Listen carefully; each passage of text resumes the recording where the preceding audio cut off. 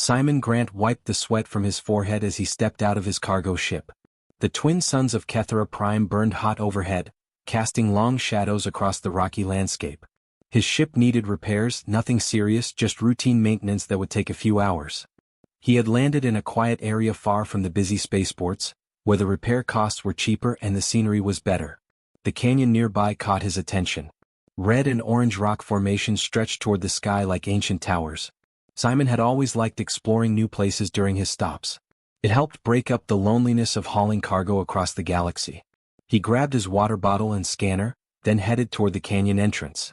The air was dry and filled with the smell of dust and something else, something he could not quite name. As he walked deeper into the canyon, the walls rose higher on both sides.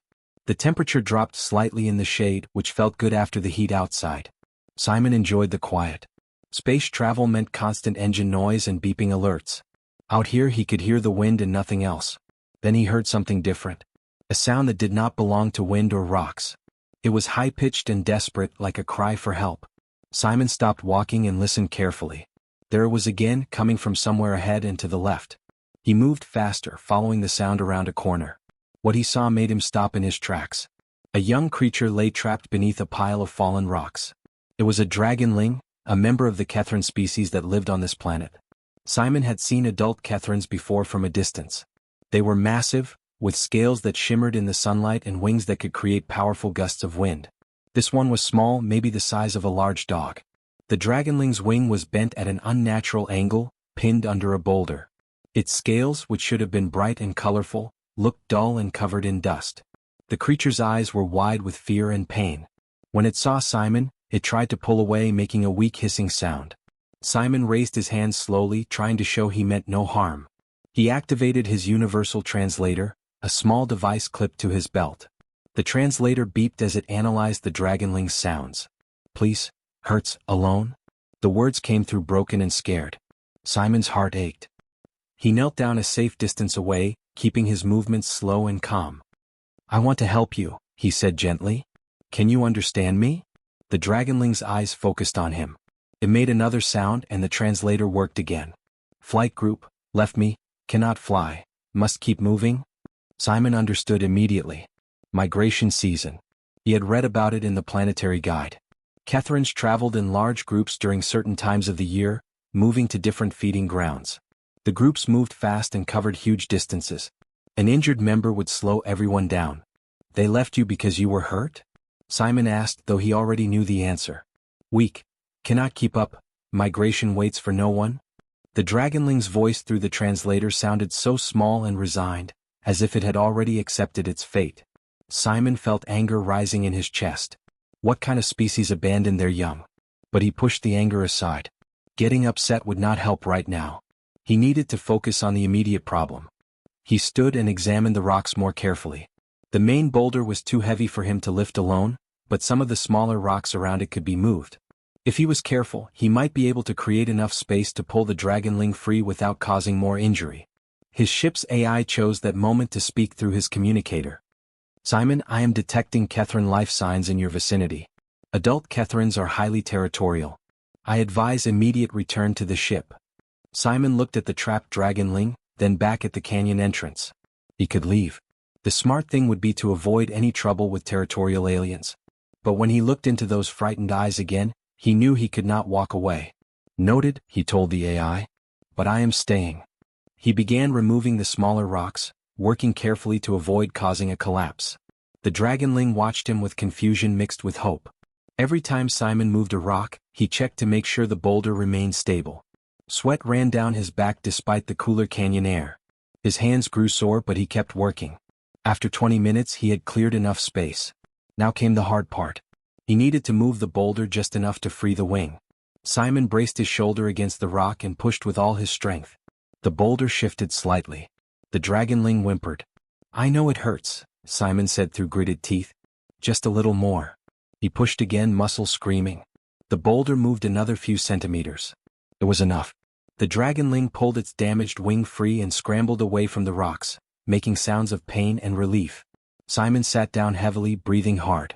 The Dragonling crouched several meters away, watching him with new eyes. Not quite trusting but no longer seeing him as a threat. Simon pulled out his scanner and carefully pointed it at the Dragonling. The creature flinched but did not run. The scanner showed a fractured wing bone and torn membrane. Serious but possibly fixable with proper medical care. "You need help," Simon said. "Real help from your own kind." He checked his scanner's map function. The nearest Kethran settlement was marked as Settlement Rehath, over 80 kilometers to the northeast. Through mountains, canyons, and who knew what else. The sun would set in a few hours, and the planetary guide had been very clear about night dangers. Predators came out after dark. Simon looked at the Dragonling. It was trying to extend its wing, then crying out in pain when it could not. The creature would never make it alone. Even if it could walk, it could not fly. Night predators would find it easily. "The settlement is too far for you to reach on your own," Simon said, more to himself than to the Dragonling. The translator caught the Dragonling's response. "Know this, we'll wait here, and come soon." "No," Simon said firmly. The word came out before he could think about it. "No, that is not happening." He stood up and approached slowly. The Dragonling tensed but did not retreat. Simon knelt down again, this time close enough to touch. "I am going to carry you," he said, "to your settlement. It will take all night, but I can do it." The Dragonling's eyes widened. "Carry? What? Not your kind, not your concern." Simon thought about how to explain. How could he make this creature understand that some things were worth doing simply because they were right? That leaving someone helpless and hurt went against everything he believed in? "Where I come from," he said slowly, "we help those who need it. Even strangers. Even different species. You are hurt and alone. That makes it my concern." The Dragonling stared at him for a long moment. Then it made a sound that the translator could not quite interpret, but Simon thought might be acceptance or maybe just exhaustion. He pulled his emergency pack from his belt and started removing items. Straps, clips, fabric bandages. He could make something to carry the Dragonling safely. As he worked, the Dragonling watched with intense curiosity. "I am going to call you Spark," Simon said as he fashioned a harness. "Because of those little glowing patterns on your scales. Is that okay?" "Spark." The Dragonling repeated through the translator. Never had individual name before, only position in flight group. Simon felt sad hearing that, but he smiled. "Well, you have one now." As the twin suns began their descent toward the horizon, Simon finished the harness and carefully helped Spark into it. The Dragonling would rest against his back and chest, with the injured wing supported and protected. It was not perfect, but it would work. His ship's AI spoke again. "Simon, this is extremely inadvisable. The journey is dangerous. Adult Kethrans may view your actions as hostile. The physical strain could." "I know," Simon interrupted. "I am doing it anyway." He adjusted the harness straps, feeling Spark's weight settle against him. It was heavy, maybe 20 kilograms. 80 kilometers carrying that weight, through unknown terrain, at night. It seemed impossible. But when he felt Spark's small claws grip his shoulder, not with aggression but with desperate hope, Simon knew he had made the right choice. He took his first step forward, then another. The canyon stretched out before them, and beyond it lay mountains painted orange and red by the setting suns. "Hold on, Spark," Simon said. "We have a long night ahead of us." Behind them, the last rays of sunlight disappeared. Darkness came to Kethra Prime, and with it, their journey truly began. The last light of the twin suns painted the canyon walls in deep purple and gold as Simon adjusted the harness one final time. Spark shifted nervously against his back, making small distressed sounds. The Dragonling did not understand what Simon was trying to do. All Spark knew was being restrained, and every instinct screamed to break free. "Easy, easy," Simon said softly, the same tone he might use with a frightened animal. "I know this feels strange. But it will help, I promise." Spark's claws dug into the harness material, and the Dragonling twisted sharply to the left. The sudden movement threw Simon off balance. He stumbled but managed to stay upright. His back already ached from the weight, and they had not even started walking yet. Simon stood still and took slow, deep breaths. He needed Spark to calm down, but force would only make things worse. Instead, he began humming quietly, a simple melody his mother used to sing. The sound seemed to catch Spark's attention. The struggling lessened slightly. "That is better," Simon encouraged. "See? I'm not hurting you. We are going to walk together, nice and slow." He took one careful step forward, then another. Spark tensed with each movement but stopped fighting. Simon kept humming and maintained a steady pace. The canyon floor was uneven, covered with loose stones that shifted under his boots. He had to watch every step to avoid twisting an ankle. The temperature dropped as darkness settled over the land. Simon felt Spark shiver against him. Dragonlings must not handle cold well, he thought. He wished he had a blanket to offer, but his emergency pack contained only the basics. They would have to keep moving to stay warm. After 30 minutes of walking, Simon's legs began to burn. The harness straps cut into his shoulders despite the padding he had added. Spark's weight seemed to increase with every step. He tried not to think about how many hours of walking still lay ahead. The canyon opened into a wider valley filled with strange rock formations that looked like frozen waves.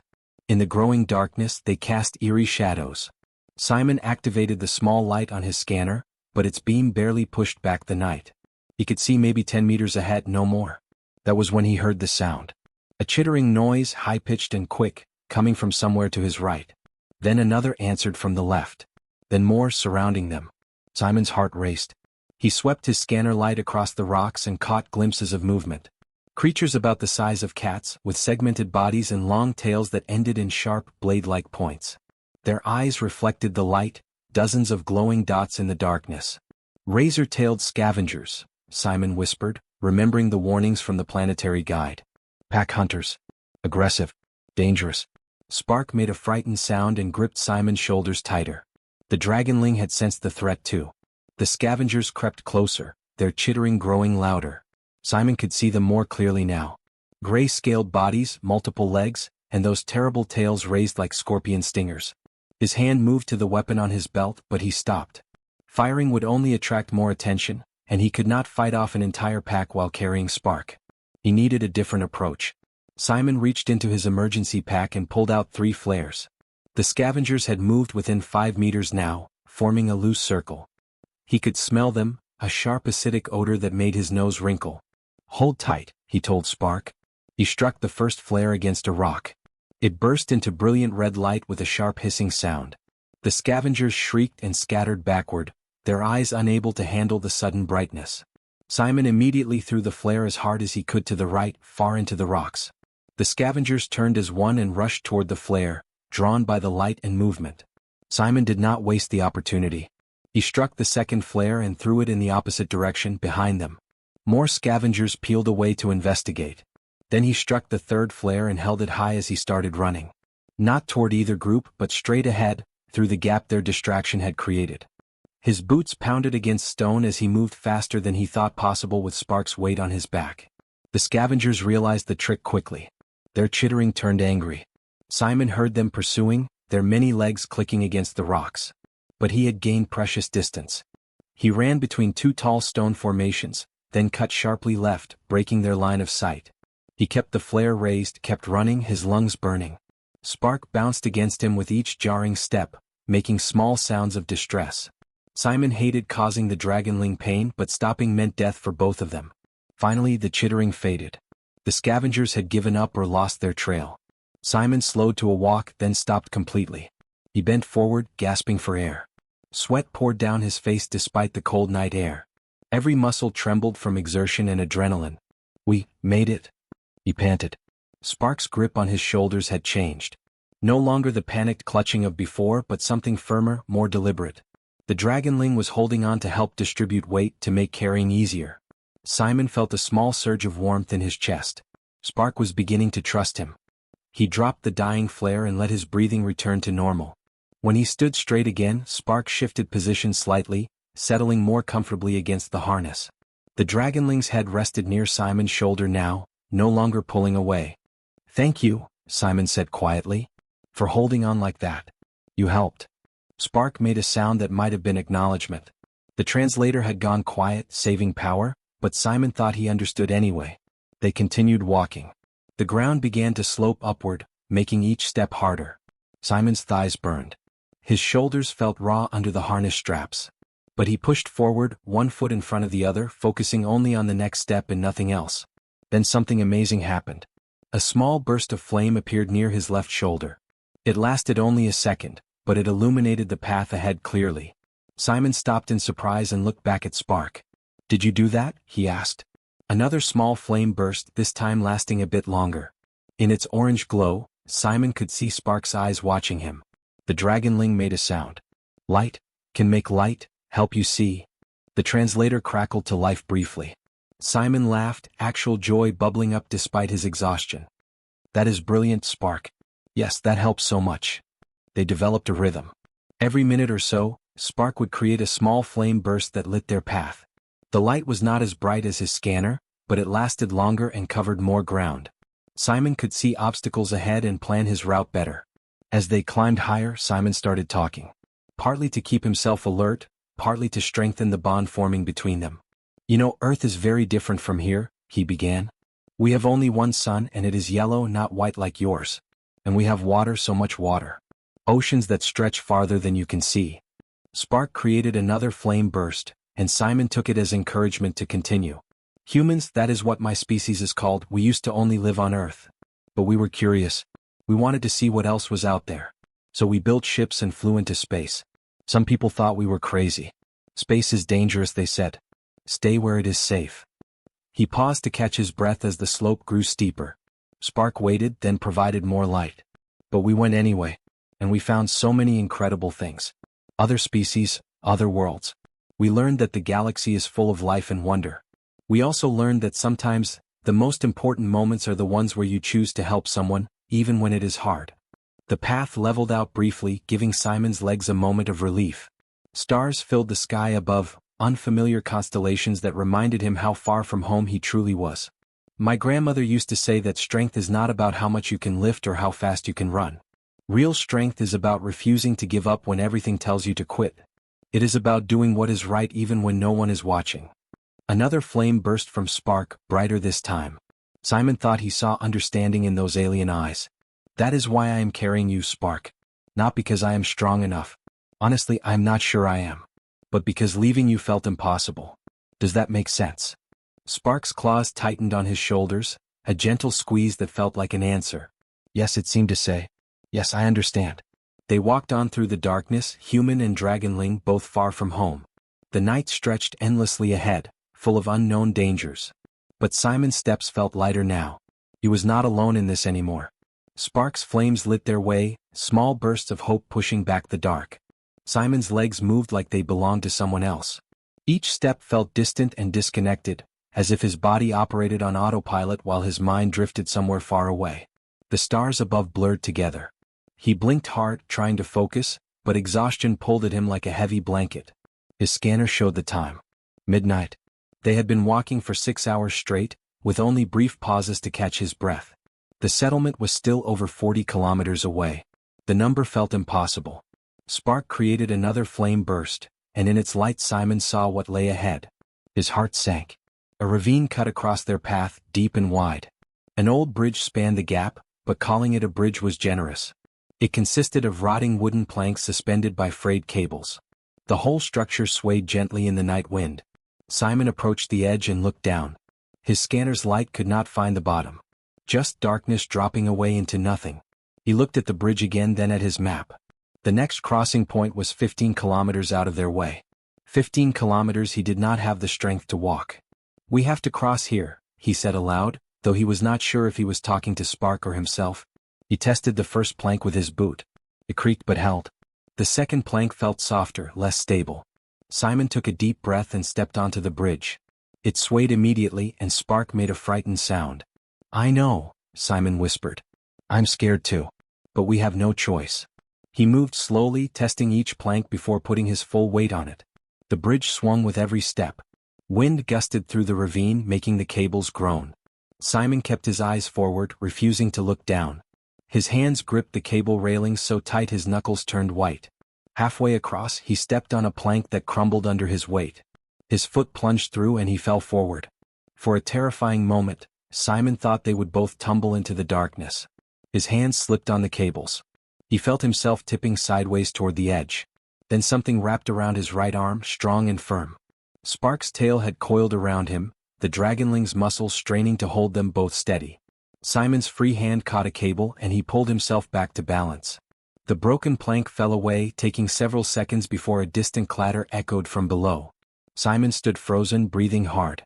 Spark's tail remained wrapped around his arm, trembling but holding firm. The dragonling had saved his life. Thank you, Simon managed to say. Thank you, Spark. He felt Spark's grip shift slightly, adjusting to be more comfortable but not letting go completely. They crossed the rest of the bridge together like that, with Spark's tail providing extra stability. When Simon's boots finally touched solid ground on the other side, his legs nearly gave out from relief. He walked a safe distance from the ravine and then sat down heavily on a flat rock.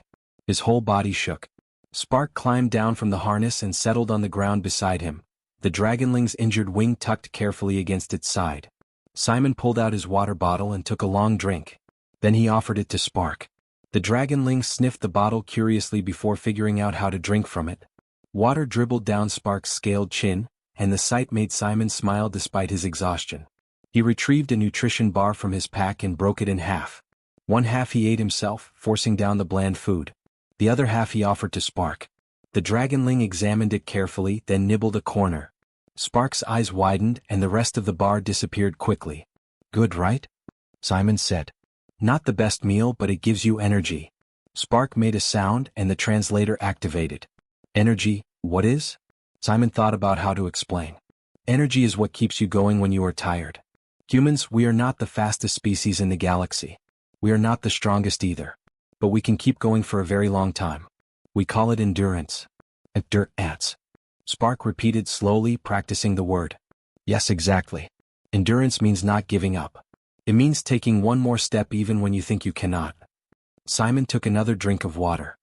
"Other species can sprint faster than us. But humans? We can walk for days if we need to. We just keep moving forward." Spark listened intently, processing this information. The Dragonling tried another word.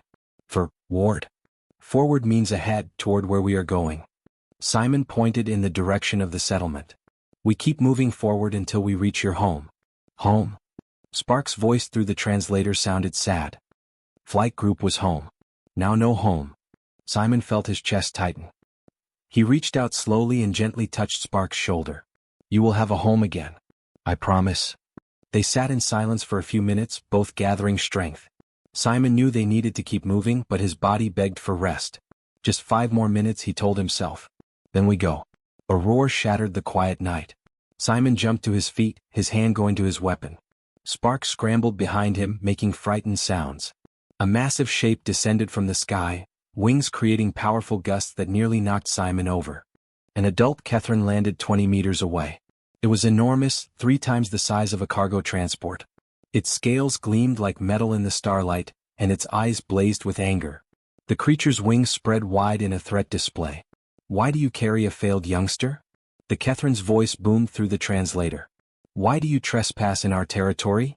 Simon stood his ground, though fear made his hands shake. He positioned himself between the adult and Spark.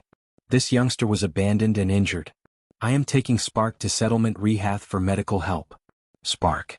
The adult's head tilted. "You gave it a name?" "It is merely a weak link removed from the chain. The flight group moves on. This is our way." "Well, it is not my way," Simon said firmly.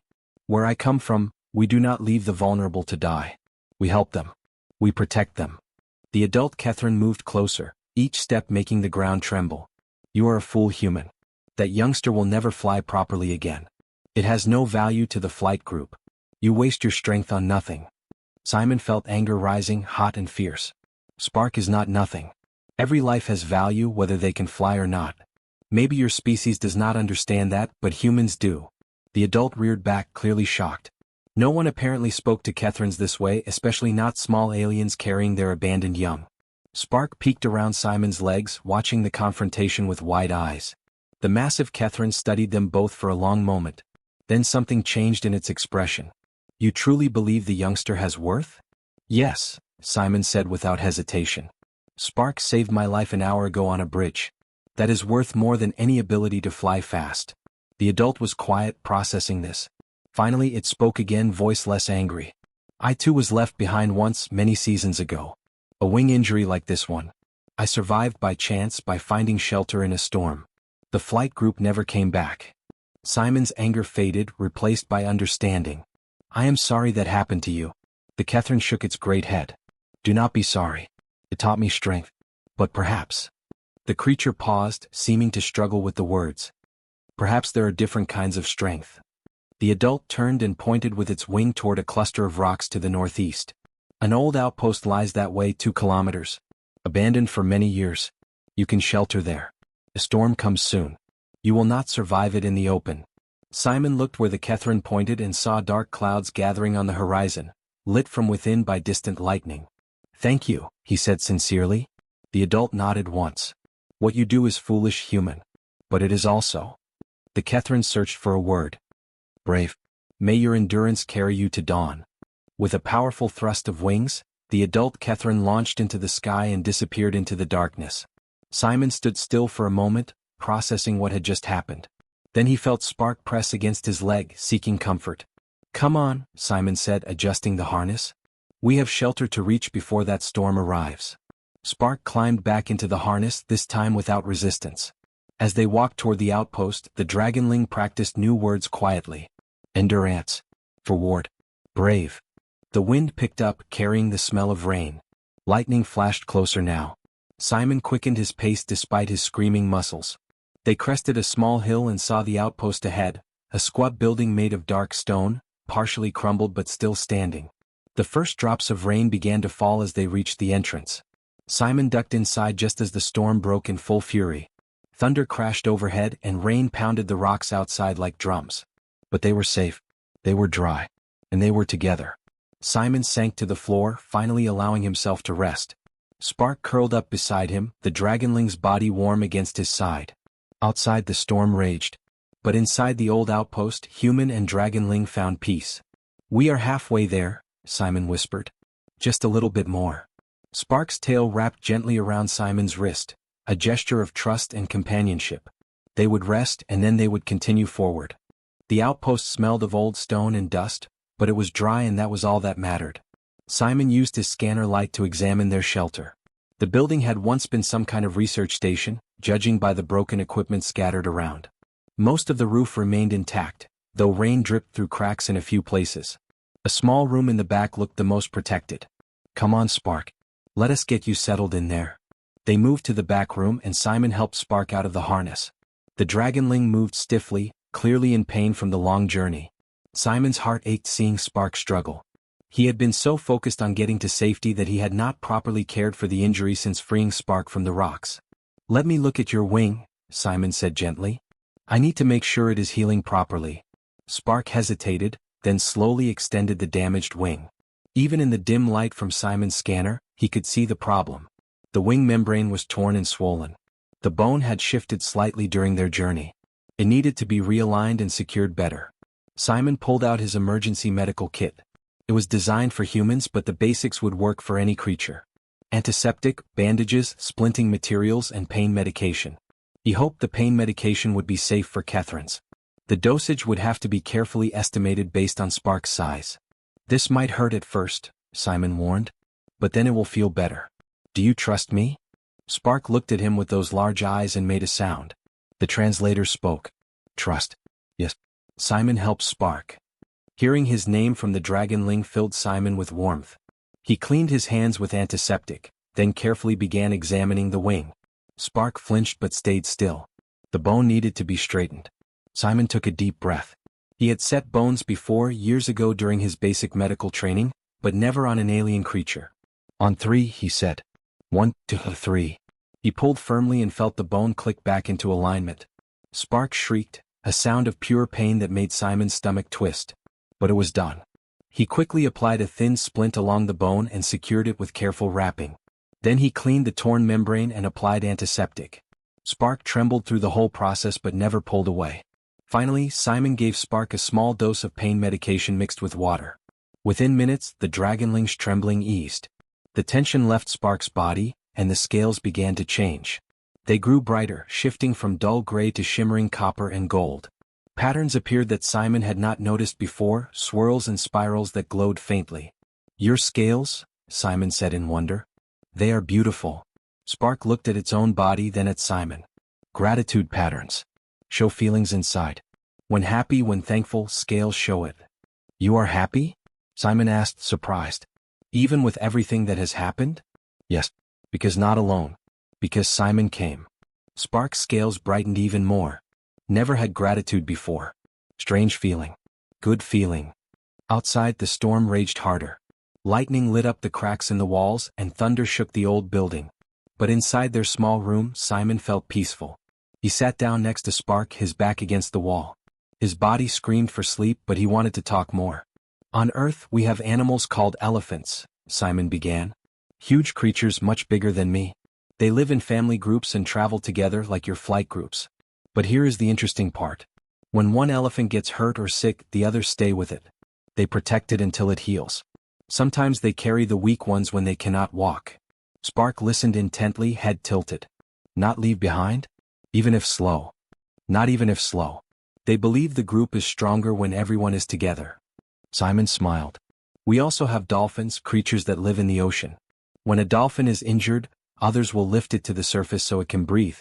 They take turns helping until their friend recovers. Earth animals are strange, Spark said. But the Dragonling's tone suggested fascination rather than criticism. Different from Catherine's. How do your flight groups work? Simon asked. Help me understand. Spark's scales dimmed slightly, shifting to darker shades. Sadness, Simon realized. The Dragonling began to share memories and the translator worked to convey them.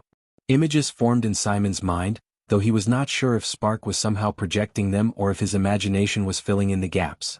He saw vast groups of Catherines flying together, hundreds of them moving as one.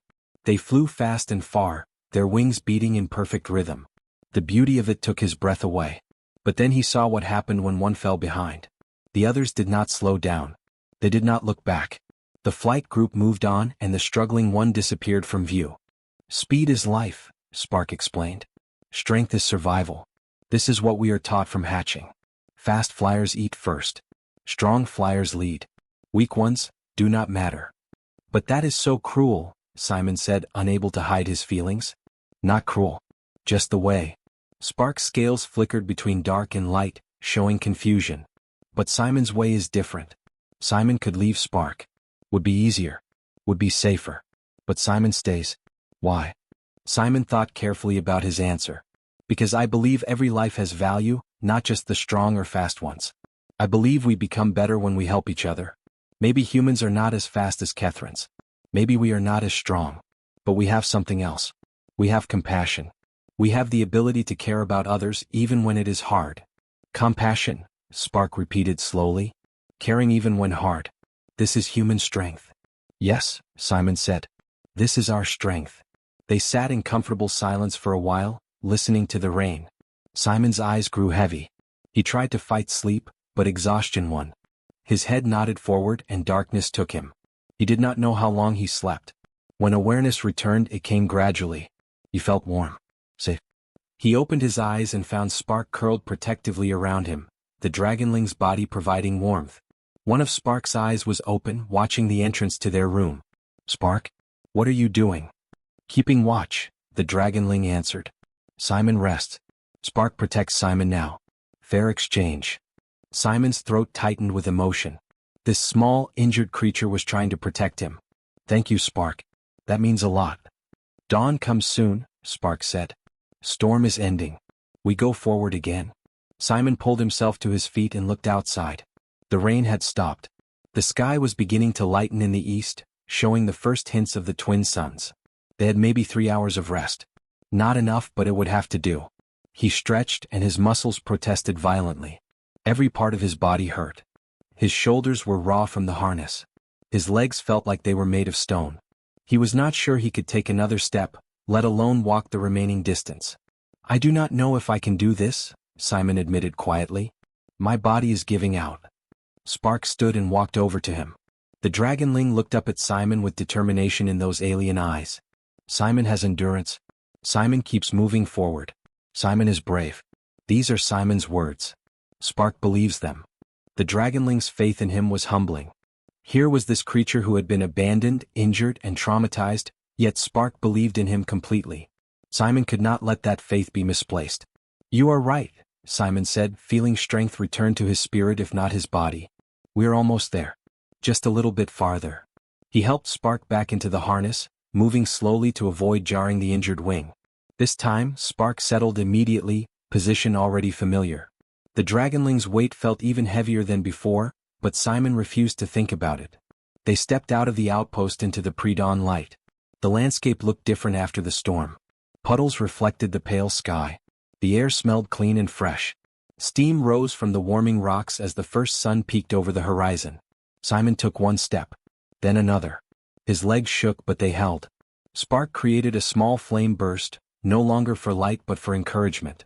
Simon smiled and kept walking. "Tell me more about Earth," Spark requested. "Tell me more about compassion." So Simon talked. He told stories of rescue animals, of strangers helping strangers, of people who dedicated their lives to protecting others. He talked about firefighters who ran into burning buildings, about doctors who worked in dangerous places, about ordinary people who did extraordinary things simply because someone needed help. And as he talked, his feet kept moving. One step at a time. Forward, always forward. The settlement appeared in the distance, still several kilometers away but finally visible. Simon's vision blurred with tears of relief and exhaustion. They were going to make it. "Almost home, Spark," he whispered. "Almost home." Spark's scales blazed with bright, hopeful patterns. "Home," the Dragonling agreed. Together. The twin suns had fully risen when Simon stumbled through the outer markers of settlement Rehath. His vision swam with exhaustion. Every muscle in his body screamed. He could barely feel his feet anymore, moving them only through sheer willpower. But there, ahead of him, stood buildings made of carved stone. Kethrons moved between them, their wings catching the morning light. They had made it. Simon took 3 more steps and fell to his knees. He could not go any farther. His body had nothing left to give. Spark climbed down from the harness and stood beside him, the Dragonling's scales bright with concern. A group of Kethrons noticed them immediately. They approached with curiosity and suspicion, their large forms casting shadows over Simon and Spark. One of them, an elder with dark blue scales, spoke first. "What is this? A human in our settlement? And carrying a youngster?" The elder's voice was sharp and commanding. Simon tried to stand but his legs would not obey. He remained on his knees, breathing hard. "I brought. Spark. Needs medical help. Wing is broken." More Kethrons gathered, forming a circle around them. Their faces showed confusion and something else. Disapproval, Simon realized. They were not happy to see Spark. Another elder, this one with green and silver scales, moved closer to examine Spark. "This youngster was left behind 3 days ago during the Western migration. Failed to keep pace. Why would you bring it here?" "Because Spark was hurt and alone," Simon managed to say, his voice hoarse. "I could not leave an injured child to die." The blue-scaled elder made a dismissive sound. "Child? It is a failed flyer. Weak wing, slow speed. It has no place in the flight groups. You wasted your effort, human. You should have left it where you found it." Anger gave Simon the strength to finally stand, though he swayed on his feet. "Wasted effort?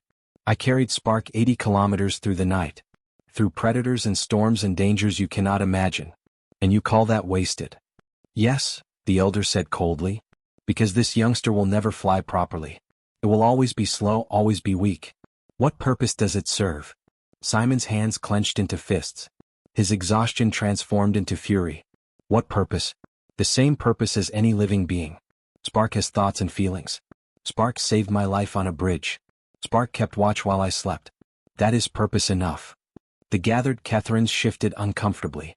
Some looked shocked that a human would speak so boldly. Others seemed uncertain, as if Simon's words challenged something they had always believed. "Where I come from," Simon continued, his voice growing stronger, "we do not measure worth by speed or strength alone. We protect those who need protection. We help those who cannot help themselves. A species that abandons its children because they are not perfect is a species that has lost something important." "You dare judge our ways?" the green-scaled elder demanded. "Yes, I dare." Simon shot back. "Because your ways are wrong. Spark deserved better than being left to die. Every child deserves better than that." Silence fell over the settlement. The Kethrons looked at each other, uncertain how to respond. Spark pressed close to Simon's leg, scales glowing with patterns that showed pride and affection. Finally, an older Kethron pushed through the crowd. This one moved slowly with a slight limp in her gait. Her scales were pale gray with age, and one of her wings had visible scars along the membrane. She studied Simon and Spark with ancient, intelligent eyes. "Bring the youngster to me," she said. Her voice carried absolute authority. "I am healer Anisha. I will examine the wing." Simon helped Spark hobble over to the healer. Anisha's large claws moved with surprising gentleness as she examined the injured wing. She studied Simon's splint work, tested the bone alignment, and inspected the cleaned wounds. Her expression revealed nothing. After several long minutes she spoke. The wing was badly damaged. Bone fracture, torn membrane, joint displacement. Without proper care it would have healed wrong. The youngster would never have flown again. She paused and looked directly at Simon. But this human's care was good. Very good. The bone is aligned correctly. The wounds are clean. With proper treatment and time this wing will heal. The youngster will fly. A ripple of surprise went through the crowd. The blue-scaled elder looked displeased. Even so, it will not be as fast as... Silence, Korvac. The command came from behind the gathered Kethrans. The crowd parted immediately and an enormous Kethran walked through. She was the largest Simon had seen, even bigger than the adult they had met during the night. Her scales were pure white with veins of gold running through them. Her presence radiated power and age. Everyone bowed, including the elders. Simon, not knowing what else to do, lowered his head respectfully. Matriarch Zalrith, several Kethrans whispered. The matriarch approached Simon and Spark. She moved slowly, studying them both with eyes that had seen many seasons. When she spoke, her voice was deep and resonant. I heard your words, human. You said we abandon our children. You said we value only speed and strength. She paused. You are correct. The gathered Kethrans gasped. Korvac, the blue-scaled elder, started to protest, but the matriarch silenced him with a look. I too was once left behind, Zalrith continued. When I was barely past hatching, my wing was injured in a storm. The flight group moved on without me. I was alone, terrified, certain I would die. She extended her scarred wing for all to see. But I survived. I found shelter. I healed slowly. And I learned something that the flight group had never taught me. She looked at Simon. I learned that survival is not just about being fast or strong. It is also about being smart. About adapting. About refusing to give up even when everyone says you are worthless. Her gaze shifted to Spark. This youngster has shown that kind of strength. And so have you, human. Simon felt his eyes burning with tears. He was too tired to hold them back. What is your name? The matriarch asked. Simon Grant, he answered. And you carried this youngster through the night? Alone? Across 80 kilometers of dangerous terrain? Yes, matriarch. Why? Simon looked down at Spark, who gazed back at him with complete trust. Because it was the right thing to do. Because Spark deserved a chance. Because where I come from, we believe that how we treat the most vulnerable among us defines who we are. The matriarch was quiet for a long moment. Then she turned to address the entire settlement. For generations we have followed the old ways.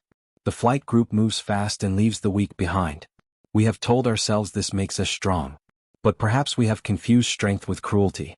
Perhaps we have lost something important in our rush to always move forward. She looked at Korvac and the other elders. This human has shown us a different kind of strength. The strength to carry another when they cannot walk. The strength to protect when it would be easier to abandon. The strength to care when no one is watching. Korvac's expression remained disapproving, but he said nothing. Other Kethrans in the crowd, however, looked thoughtful. Some even had scales that showed patterns of shame. This youngster will be healed, the matriarch declared. It will be given time to recover and learn to fly again. And we will. She did not finish her sentence. Simon's legs finally gave out completely. The world tilted sideways and darkness rushed in. The last thing he felt was the ground rushing up to meet him. When awareness flickered back, Simon found himself lying on something soft.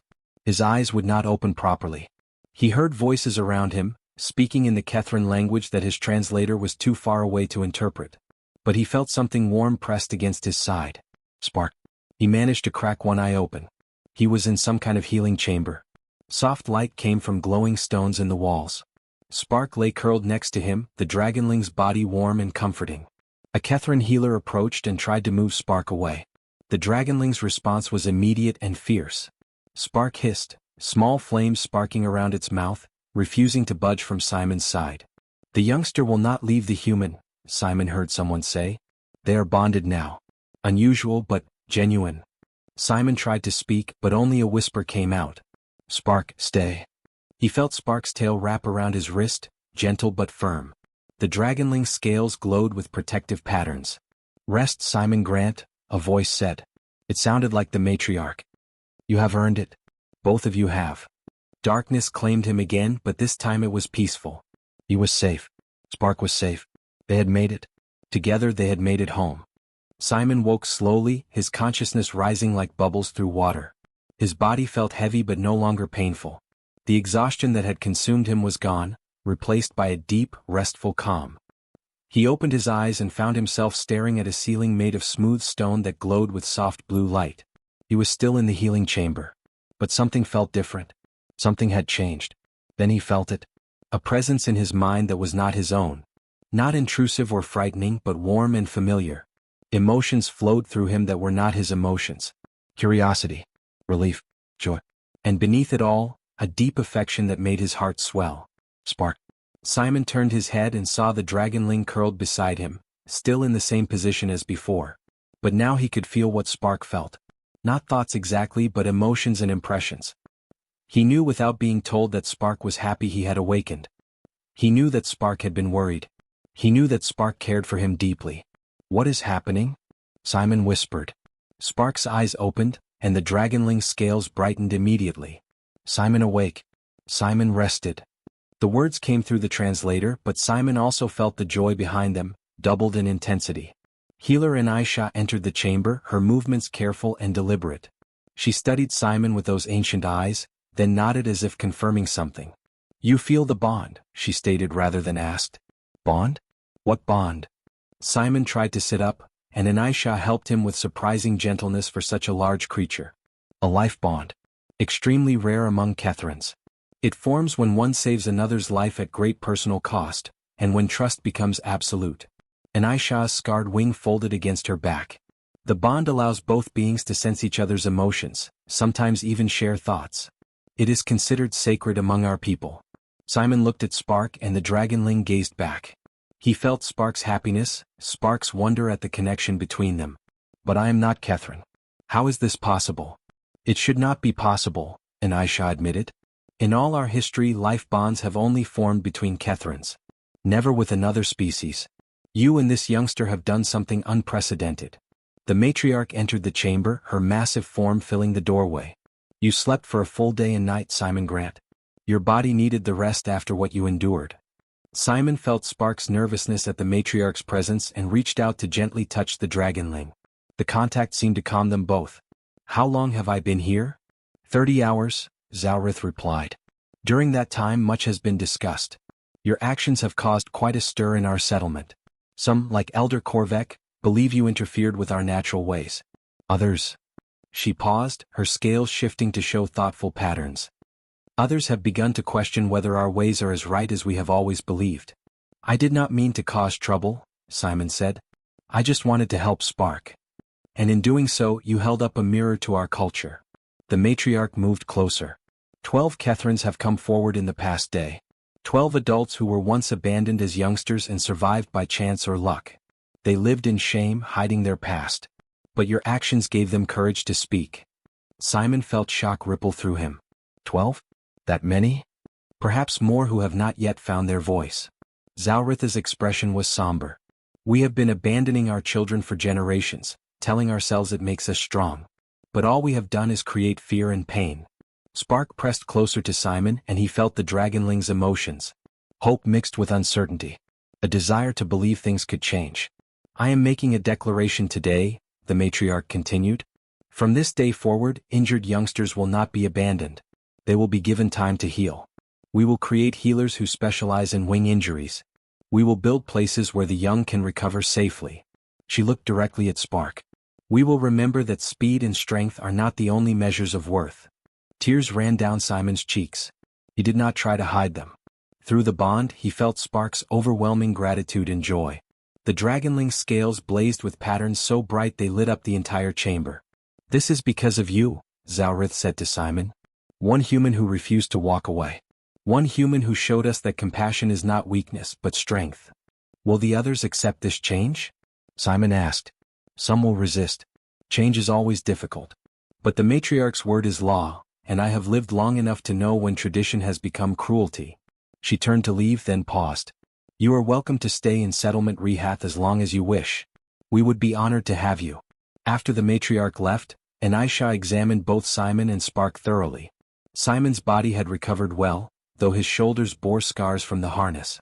Spark's wings showed good healing, but the healer warned it would take months before the Dragonling could fly properly.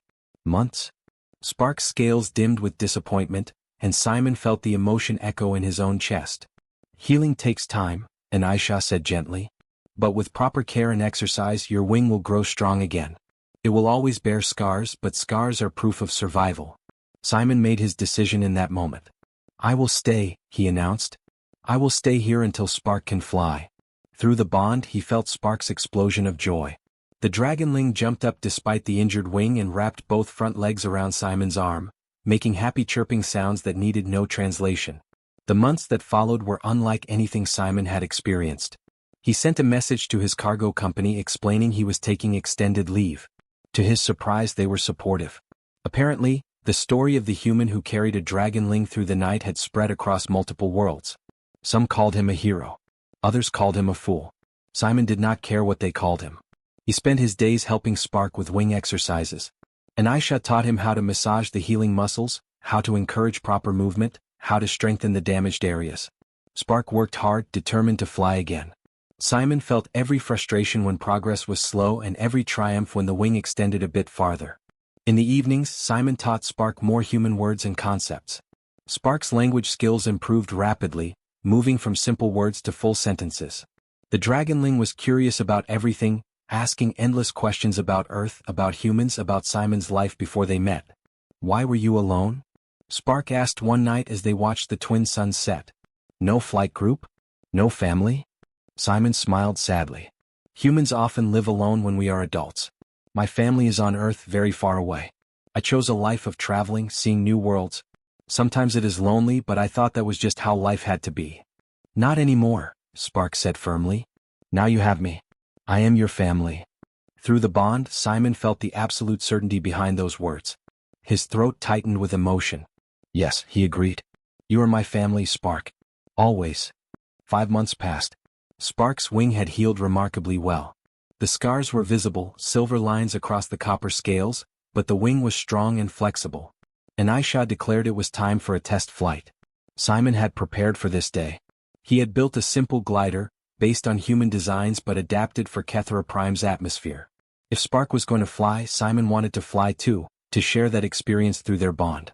They stood at the edge of a high cliff, looking out over a valley painted gold by the afternoon suns. Other Ketherans had gathered to watch, including the matriarch and even a reluctant elder Korvac. Are you ready? Simon asked. Through the bond, he felt Spark's nervousness and excitement mixed together. Ready.